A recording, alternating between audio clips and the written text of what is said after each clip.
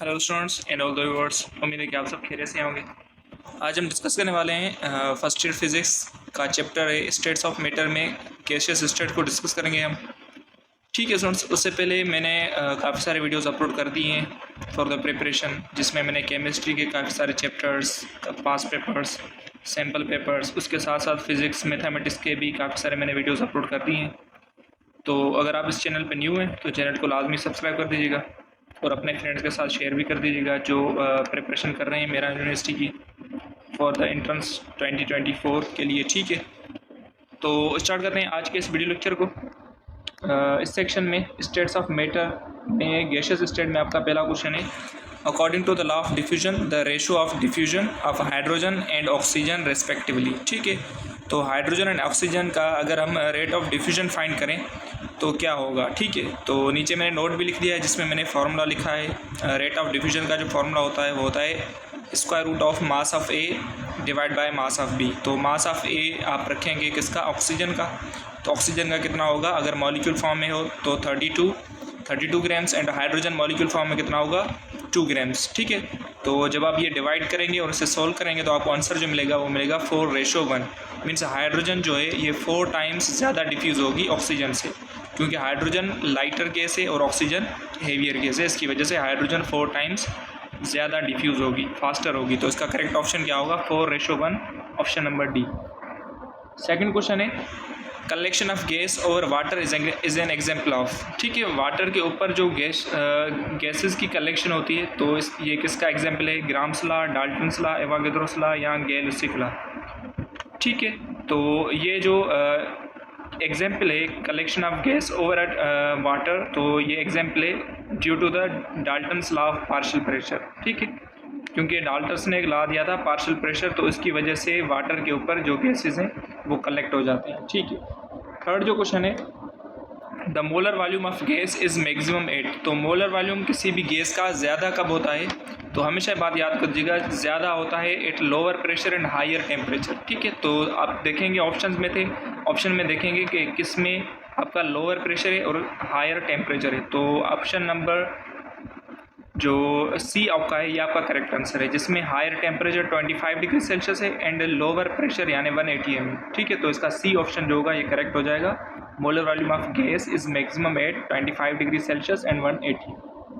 Fourth question है, diffusion rate of propane C3H6 and CO2 are same because of. इन दोनों का rate of diffusion same क्यों है, both are polyatomic, B option है both are denser than air, both have same molar mass, या both contains carbon atoms. ठीक है, क्योंकि रेट ऑफ डिफ्यूजन हमेशा सेम उन्हीं गैसेस का होता है जिनका मोलर मास सेम होता है। अगर मासेस सेम हो गए तो फिर रेशो 1:1 हो जाएगा। ठीक है, तो रेट ऑफ डिफ्यूजन इक्वल हो जाएगा। तो इसकी वजह से इसका करेक्ट ऑप्शन क्या होगा, both have same molar masses, क्योंकि दोनों का मास जो है वो 44 ग्राम से, तो कैंसिल आउट होके 1:1 इसका करेक्ट आंसर होगा। फिफ्थ क्वेश्चन है, volume of gas would be theoretically 0 तो वॉल्यूम किसी भी गैस का 0 कब होता है, वो होता है हमेशा एब्सोल्यूट 0 टेम्परेचर पर, जिसे हम कहते हैं 0 केल्विन, या हम इसे कहते हैं -273 डिग्री सेल्सियस। अगर हम फ़ारेनहाइट में देखें तो -460 डिग्री फ़ारेनहाइट। ठीक है, यहाँ कभी कभी बुक्स में लिखा होता है -459.7, तो ये भी करेक्ट ऑप्शन होगा फ़ारेनहाइट के लिए। तो इसका ऑप्शन जो होगा वो होगा 0 केल्विन यानी बी ऑप्शन। सिक्स क्वेश्चन है, molar volume of a gas, oxygen gas is 22.4 dm³/8। अब देखें कि 22.4 dm³ जो है ये गैस का वॉल्यूम है। ठीक है, गैस मोलर वॉल्यूम है, तो ये मोलर वॉल्यूम 22.4 ये कांस्टेंट होता है किस टेम्परेचर पर, हमेशा STP कंडीशंस पर। STP कंडीशन कौन सी होती है, 0 डिग्री सेल्सियस एंड 180 mm, ये आपकी होती है स्टैंडर्ड टेम्परेचर प्रेशर की कंडीशन होती है। ठीक है, तो इस पे हमेशा जो मोलर वॉल्यूम है किसी भी गैस का या किसी भी कंपाउंड का वो हमेशा 22.4 dm³ होता है। तो इसका करेक्ट ऑप्शन होगा वो होगा option number A, 0 degree Celsius and 180 mm। Seven question है, under similar conditions CH4 methane gas diffuses dash times faster than SO2 sulphur dioxide. तो सल्फर डाइऑक्साइड से जो मीथेन गैस है वो कितना ज़्यादा डिफ्यूज़ होगी। ठीक है, तो अगेन आप फार्मूला यूज़ करेंगे रेट ऑफ डिफ्यूजन का, नीचे मैंने नोट भी लिख दिया है कि सल्फर डाइऑक्साइड का मास 64 ग्राम्स, मीथेन का 16 ग्राम्स। आप कैंसिल आउट करेंगे और इसका सॉल्व करेंगे तो इसका करेक्ट ऑप्शन होगा वो होगा 2:1, मीन्स 2 टाइम्स फास्टर होगी। ठीक है, methane gas 2 times faster diffuse होगी देन सल्फर डाइऑक्साइड। क्यों होगी? क्योंकि मिथेन लाइटर गैस है सल्फर डाइऑक्साइड से। तो इसका करेक्ट ऑप्शन जो होगा वो होगा option number B, 2 times faster. उसके बाद 8th क्वेश्चन देखें, the collision between gas molecules is. ठीक है, गैसेस मॉलिक्यूल्स में के बीच में जो कोलिजन होती है वो इलास्टिक होती है, इनइलास्टिक, बोथ या नन ऑफ दिस। क्योंकि according to the kinetic molecular theory वो कोलिजन हमेशा इलास्टिक ही होती है, जिसमें एनर्जी यहाँ तो गेन भी नहीं होती और लॉस भी नहीं होती। ठीक है, तो इसे ही हम कहते हैं इलास्टिक कोलिजन। ठीक है, तो इसका करेक्ट ऑप्शन जो होगा वो होगा option number A, elastic collision होती है due to kinetic molecular theory. उसके बाद 9th क्वेश्चन है, intermolecular forces are dash than intramolecular forces. अब मॉलिक्यूलर जो फोर्स है ये आपका बिटवीन होता है मॉलिक्यूल्स, एंड इंट्रा जो होता है इंट्रा मॉलिक्यूलर फोर्स ये आपका होता है बिटवीन एटम्स। और हमेशा बात याद कर दीजिएगा, मॉलिक्यूल टू मॉलिक्यूल फोर्स जो होता है ये हमेशा वीक होता है एटम टू एटम फोर्स से। तो इसके लिए इसका करेक्ट ऑप्शन जो होगा वो होगा ऑप्शन नंबर बी, वीकर। क्योंकि इंटर जो मैंने नीचे नोट में लिख दिया, intermolecular forces are secondary forces and intramolecular forces are primary, so option correct is weaker. ठीक है, वीकर इसका करेक्ट ऑप्शन होगा। ठीक है, क्योंकि मैंने आपको रीज़न भी बता दिया, intramolecular force between atoms, intermolecular force between molecules. तो एटम टू एटम फोर्स हमेशा ज़्यादा होता है। 10th क्वेश्चन देखें, rate of diffusion of light gases is dash than heavier gases. तो ये इजी क्वेश्चन है, आप इसका आंसर मुझे बता दीजिएगा कमेंट बॉक्स में। ठीक है, तो क्या होगा, मोर, लेस, इक्वल या नन ऑफ दिस।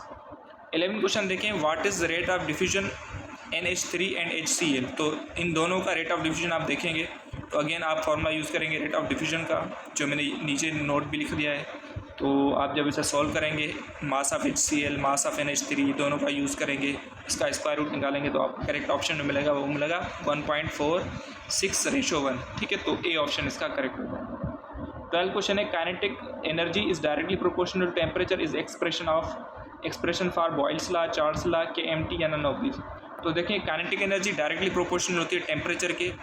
ये किसने बताया था? This is the expression of kinetic molecular theory. ये काइनेटिक मॉलिक्यूलर थ्योरी की एक इंपॉर्टेंट पॉइंट होती है कि काइनेटिक एनर्जी जो है ये हमेशा टेम्परेचर के डायरेक्टली प्रोपोर्शनल होती है। 13 question, absolute zero is equals to, absolute zero temperature आप देखेंगे तो वो बराबर होता है 0 केल्विन या -273 डिग्री सेल्सियस, यहाँ आपका होता है -459.7 फ़ारेनहाइट, जो मैंने आपको ऊपर भी बताया था कुछ ही टाइम पहले। ठीक है, तो आपका जो करेक्ट ऑप्शन जो होगा वो ऑप्शन नंबर बी, -459.7 फ़ारेनहाइट। ठीक है, उसके बाद 14 क्वेश्चन देखें, barometer is use to determine. Barometer हम किसके लिए यूज़ करते हैं? Barometer is use to determine pressure, absolute temperature, kinetic energy and length. तो इसका भी आप ऑप्शन मुझे बता दीजिएगा करेक्ट कौन सा होगा। 15 क्वेश्चन देखें, spontaneous homogeneous mixing of molecules of different gases bye random motion and collision. इसका तो ये तो सीधी डेफिनेशन होती है डिफ्यूजन की, कि स्पॉन्टेनियस मिक्सिंग होती है मॉलिक्यूल्स की बिटवीन डिफरेंट मॉलिक्यूल्स। ठीक है, रैंडमली, तो ये डिफ्यूजन की डेफिनेशन होती है। तो इसका ए ऑप्शन जो होगा वो करेक्ट हो जाएगा। 16 क्वेश्चन देखें, mathematical expression of Charles law. Charles law की मैथमेटिकल एक्सप्रेशन क्या होती है? कि चार्ल्स लॉ टेम्परेचर के डायरेक्टली प्रोपोर्शनल होता है। तो आप देखेंगे तो इसका करेक्ट ऑप्शन होगा option number A, volume is directly proportional to the temperature at constant pressure. जब आप प्रेशर को कांस्टेंट रखेंगे तो वॉल्यूम हमेशा टेम्परेचर के डायरेक्टली प्रोपोर्शनल होगा। ये होती है स्टेटमेंट चार्ल्स लॉ की। तो इसका ए ऑप्शन करेक्ट हो जाएगा 16 क्वेश्चन का। 17 देखें, volume is inversely proportional to the pressure is mathematical expression of. तो ये आप मुझे बता दीजिएगा कमेंट बॉक्स में कि 17 का करेक्ट ऑप्शन क्या होगा। अगर आप टेम्परेचर को कांस्टेंट रखेंगे तो वॉल्यूम हमेशा प्रेशर के इनवर्सली प्रोपोर्शनल होगा। ये किसकी स्टेटमेंट है? Charles law, Boyle's law, Avogadro's law या ब्राउन्स लॉ। ठीक है, तो आप इसका आंसर मुझे कमेंट बॉक्स में बता दीजिएगा। ठीक है स्टूडेंट्स, तो ये कुछ इंपॉर्टेंट क्वेश्चंस थे स्टेट्स ऑफ मैटर में, गैसेज स्टेट में, जिसे हमने डिस्कस किया और आपने देखा, अच्छे तरीके से पढ़ा। तो उम्मीद है कि आपको ये वीडियो लेक्चर समझ में आ गया होगा और आपकी प्रिपरेशन भी अच्छी चल रही होगी मेहरान यूनिवर्सिटी के हवाले से। तो वीडियो को लाइक कर दीजिएगा, अगर समझ में आ गया है तो वीडियो को शेयर भी अपने फ्रेंड के साथ, अपनी एकेडमीज़ में, अपने रिलेटिव्स के साथ शेयर भी कीजिएगा। ठीक है, तो मिलते हैं नेक्स्ट वीडियो में। Thank you for watching. तब तक के लिए अल्लाह हाफिज़।